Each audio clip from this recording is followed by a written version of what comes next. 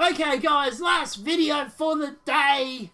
Well, what do you want from me? I've just come back after having 3 days off. I swear it's not the fact I've been sitting up playing Halion or Star Citizen all morning. Moving along. First Muslim woman in Congress will be allowed to wear the hijab when she takes her seat as Democrats move to end ban on head coverings. Yep, Democrats are at it again. This is why the business district doesn't, or the business industry doesn't like Democrats in power. So much red tape. But in this case, they're actually removing it. But, yeah, anyway, moving along. One of the first female Muslim members of Congress will take her seat wearing the hijab on Thursday after Democrats changed the rule banning religious head coverings on the House floor. When Democrats take power on Thursday, one of their first orders of business will be to pass a package of rules to govern the House. See, they're already trying to make rules. The package changes the ban on the head coverings to exclude non-religious headdresses. So, baseball caps, maybe? Motorbike helmets? That means that Representative-elect, which is actually a Democrat, Ilhan Omar, will be allowed to don her hijab when she's on the House floor to vote and give speeches. While regular hats such as baseball caps and cowboy hats will continue to be banned, religious gear will be permitted in the 116th Congress. The problem is the hijab and all that sort of stuff, and the hijab and all that sort of stuff, they're not actually religious wearings. They're not actually scripted or mandated by religious law. It's a cultural thing. So you could probably push back on this. Omar has been vocal about her desire to wear the headscarf when she's sworn in on office on Thursday. No one puts a scarf on my head but me. Okay, take it off and see what your religious leaders do.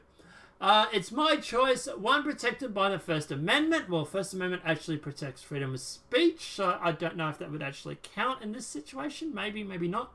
And it's not the last ban I'm going to work on lifting, she tweeted in November after she was elected. The current rules allow Omar to wear her hijab inside the US Capitol building, but not on the floor of the House where members give speeches and vote on legislation. The Democrats' new package of rules changed that. The party in power possesses the rule that governs the House of Representatives. Incoming Speaker Nancy Pelosi and incoming House Rules Committee Chairman Jim McGovern backed Omar. Sorry, I almost said Obama. It's weird how I get those two confused. And her request to include it in the rule packages they released late Tuesday night. Pelosi has not taken power yet, and if anything changes, we will definitely let you know. I think she's going to have a bit of a shit fight on her hands, but moving along. It's already making her weight feel around the Capitol building. Well, she hasn't got much weight, so you know. She has named a number of Democrats to nonpartisan positions in the party in power controls the House. Look at that. She's making nonpartisan points partisan. Who would have thought? Cyril Johnson, the new clerk of the House in position that controls legislation, and Douglas Letter, who'll be the new general counsel whose office handles sexual harassment issues. And I'm sure he will have absolutely no choice but to investigate those Democrats who get charged up for sexual harassment, because there's no way he will ignore those ones, right? More changes are expected to come as Republicans hand over control after 8 years in power. Many Muslim women wear a hijab, a scarf around their head, for religious reasons. No, they don't. It's not a religious reason at all. It's not actually mandated by their religion. It's dictated by their culture, not by religion. Omar, a Democrat from Minnesota, will become the first federal legislator to wear a religious headscarf when she is sworn in on Thursday. She joined by Representative-elect Rashida Tlaib of Michigan as the first two Muslim women in Congress. Hats of any kind were banned from the House floor in 1837. With virtually no debate, the rules were modified to read, "Every member shall remain uncovered during the sessions of the House," according to the House Historian's Office. In the House's early years, lawmakers and guests routinely donned their hats while the chamber was in session, a custom that harkened to British Parliament. Omar, 36, was born in Somalia But she and her family fled the war-torn nation. They came to the United States in 1995 when she was 12. And they ended up in menopause. I'm getting that name wrong, I apologize, in 1997. Her elected to Congress brought many firsts. The first solely American and the first Muslim refugee elected. She also became the first woman of color to represent Minnesota on Capitol Hill. She won the House seat formerly occupied by Democrat Keith Ellison, who was the first Muslim congressman to be elected to Congress. Another lawmaker famous for her headgear, Democrat Republican Freda Wilson of Florida, tried to change the hat ban in 2010 when she was first elected to Congress, but to no avail. It's sexist. Of course it's sexist, because the hat ban only affects women now, apparently. Wilson told the Miami Herald at the time, "It dates back to when men wore hats, and we knew that men didn't wear hats indoors, but women wear hats indoors. Hats are what I wear. People get excited when they see a hat. Once you get accustomed to it, it's just me. Some people wear wigs or high heel shoes or big earrings on pins. That's just me." Oh my god, there's so much wrong with that statement.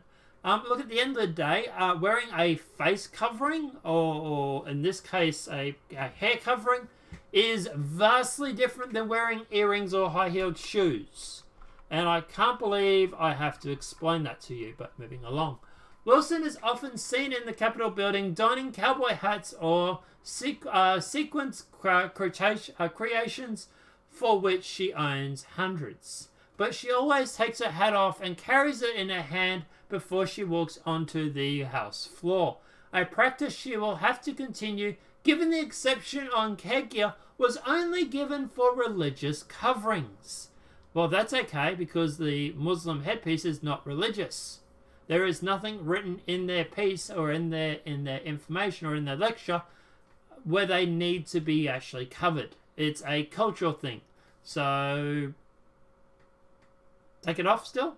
That would be my argument, but moving along. The wearing of the hijab, the burqa, and other head coverings has become a fiercely debated issue in many European countries, some of which have banned them, and good for them for doing that. I can't walk into a bank wearing a motorbike helmet. Why would I be able to walk into a bank wearing a hijab? Or a burqa, for example. But moving along. The report from the Open Society Foundation, which is a George Soros fluff piece, an international pathological organization founded by George Soros. Funny that, isn't it? The guy that pushes Muslim identity onto everybody, found that there are only 6 countries within the European Union, EU, Croatia, Cyprus, Greece, Poland, Portugal, and Romania that haven't banned Islamic headscarves or face veils in some form or discuss of proposal to do so. And I fully support the countries for banning them. Like I say, I can't walk into a bank or into a police station or whatever it may be. I can't walk into those wearing a motorbike helmet or a balaclava or a face scarf. So at the end of the day, Muslim women who wear the hijab, or the burqa should not be allowed to wear it as well.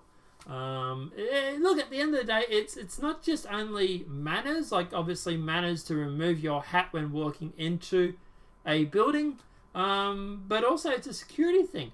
Sure, okay, you're going to allow this girl who wears the hijab, I think it is. Okay, so what about the burqa?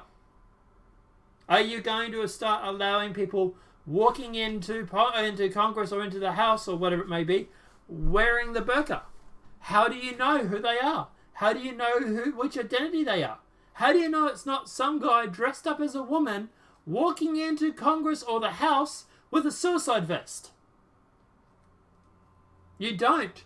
Because that is why these countries talk about banning the burqa and talk about banning these things. Because at the end of the day, it's a security risk. Also, if you want to make America a Muslim country, why don't you go back to a Muslim country? Why do you insist on going to a country that's not Muslim and trying to convert it? If your country was so goddamn great in the first place, you would be there.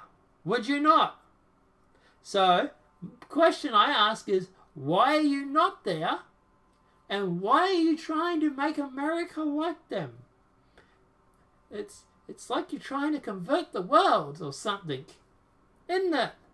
Moving along. Because, yeah, apart from that, I'm against this. I think this is an absolute lot of crap. And to be honest, I would side with the Republicans. I would say, if I was a Republican, I would object to her being sworn in, wearing that hat, and say that the burqa is not a part of the religious gown. She has no right to wear it because the rules state that it has to be a religious piece. This is not, so she has no right to wear it. And that would be my argument. But I would wait until she goes to get sworn in. I would wait for these new rules to get passed, and then I would then go through and then kick up a stink. But that would be me. Guys, let me know your thoughts are in the comment section below. Do you think at the end of the day, the burqa and the hijab and whatnot should be banned when it comes to house and the house floor? Do you think they should be allowed to wear it? If they should be allowed to wear it, should someone like me, for example, or anybody else, be allowed to wear a motorbike helmet or a normal baseball cap? You know, there's no difference between these two pieces. None of them are religious, no matter what the left will try and tell you. But let me know what your thoughts are in the comment section below. If this video has been helpful, please smack a like. If you're new to the channel, welcome and subscribe. Apart from that, guys, I'll see you in the next demonetized video from YouTube. Have a great day and enjoy.